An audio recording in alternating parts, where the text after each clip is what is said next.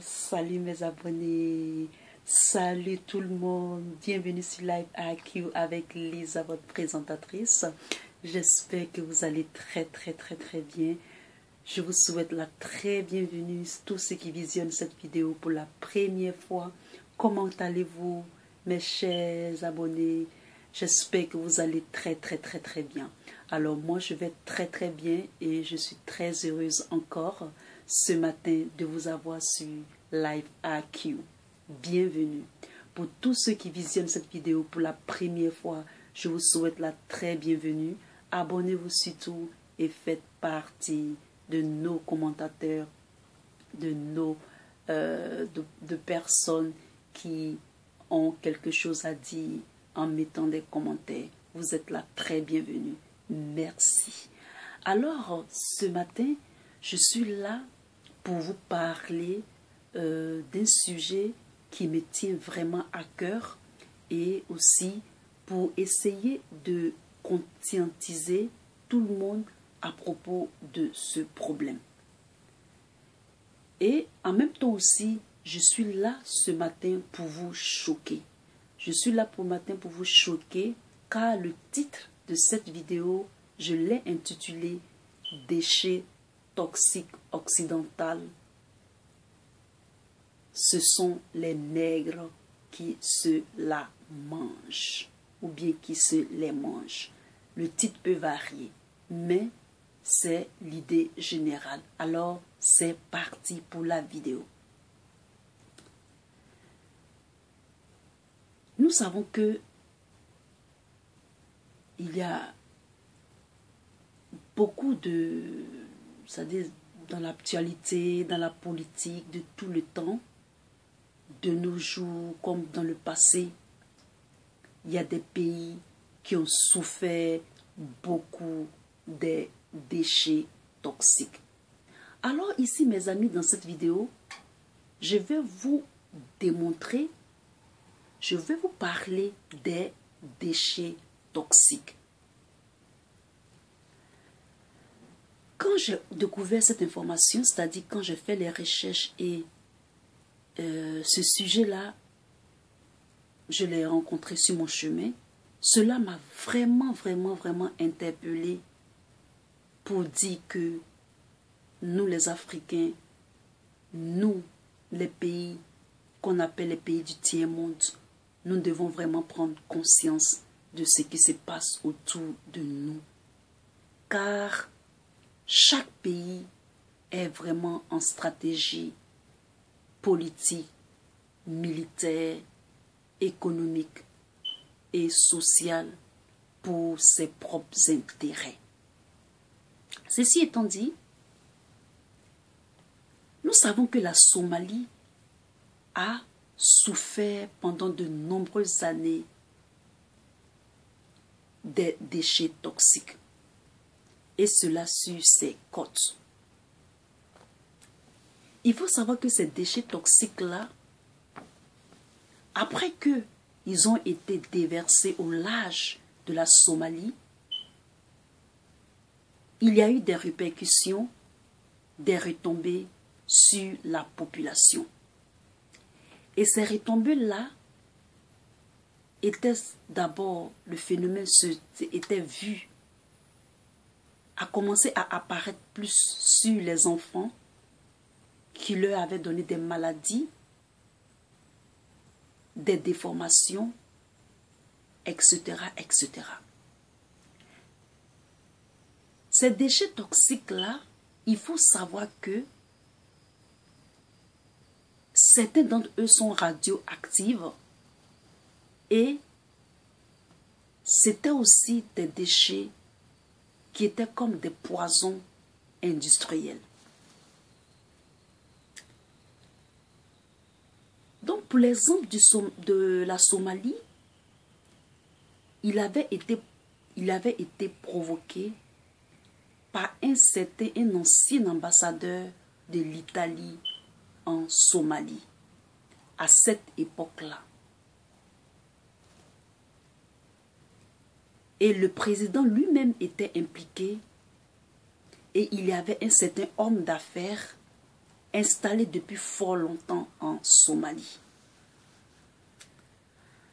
Alors quand ça a commencé à, c'est-à-dire quand, il faut savoir que c'est interdit de jeter les déchets toxiques industriels dans, c'est-à-dire au large, c'est-à-dire dans les mers, c'est interdit.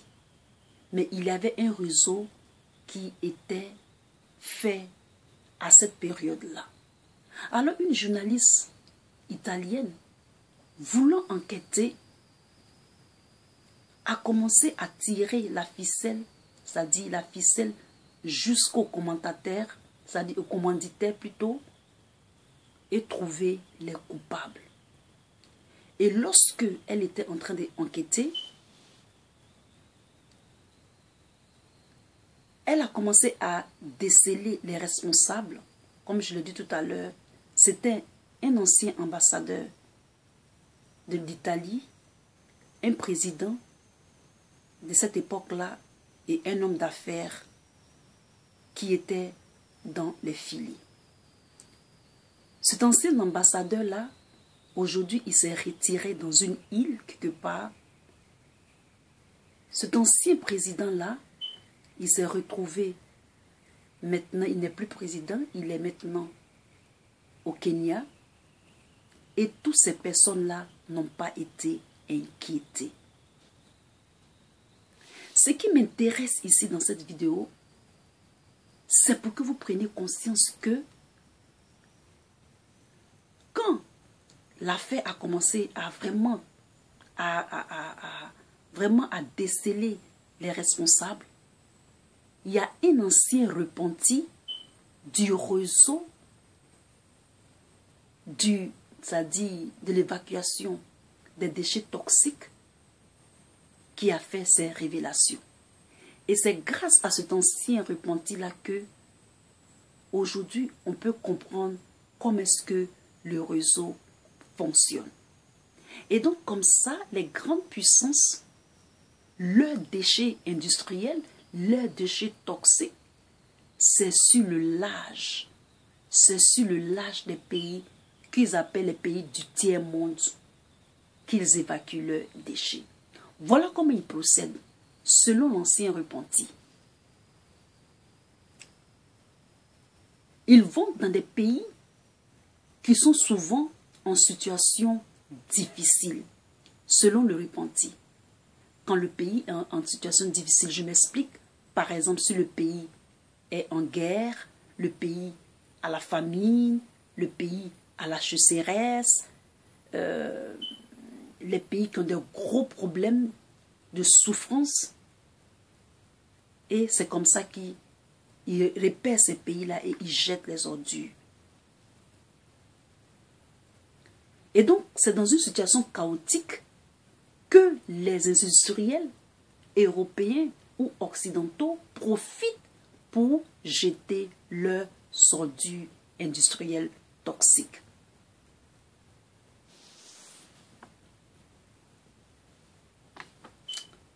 Alors, si on vous parle de pirates en Somalie, ce n'est pas vraiment des pirates.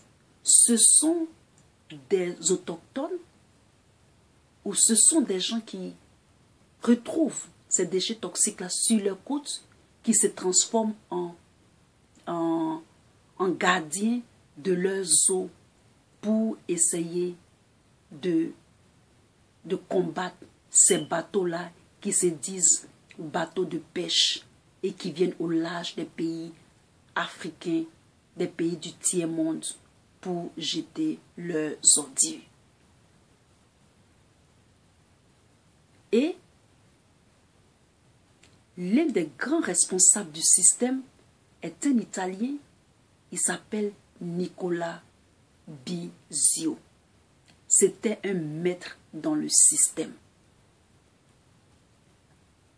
Et donc, il faut savoir que les déchets toxiques, c'est un réseau de mafieux qui jettent ces ordures-là sur nos larges, c'est-à-dire le large des pays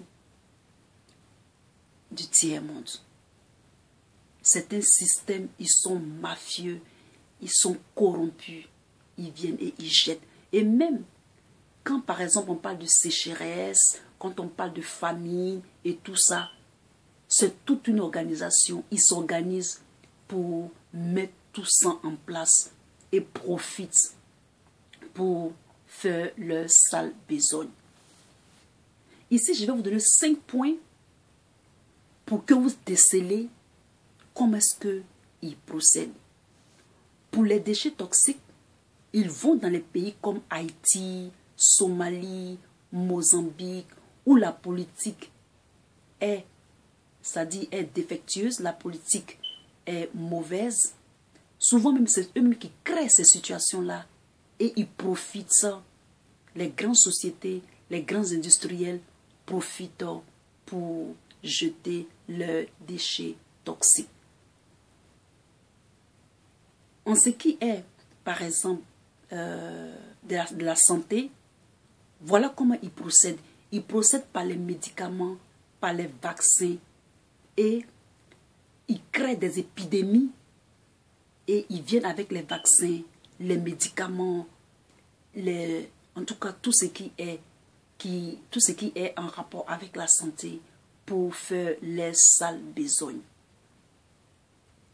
Et pour ce qui est de l'éducation, pour changer le comportement, pour que nous ayons une mentalité comme celle qu'ils veulent, ils essaient d'introduire certains thèmes, certaines théories, certains trucs pour changer notre manière de penser. Et en ce qui est de la politique, pour mieux nous contrôler, ils nous donnent des aides, des financements, des coopérations forcées, de non gagnant-gagnant. Et pour nous contrôler de façon militaire, ils mettent des bases no bouging pour essayer de nous espionner, de voir la politique dans nos pays pour mieux nous oppresser. Et donc mes amis, dans cette vidéo, voici un peu comment est-ce qu'ils procèdent pour avoir nos pays en laisse et pour mieux les contrôler.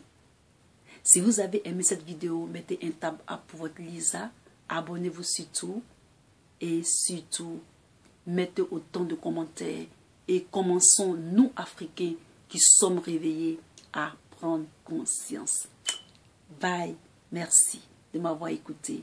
À la prochaine. Peace.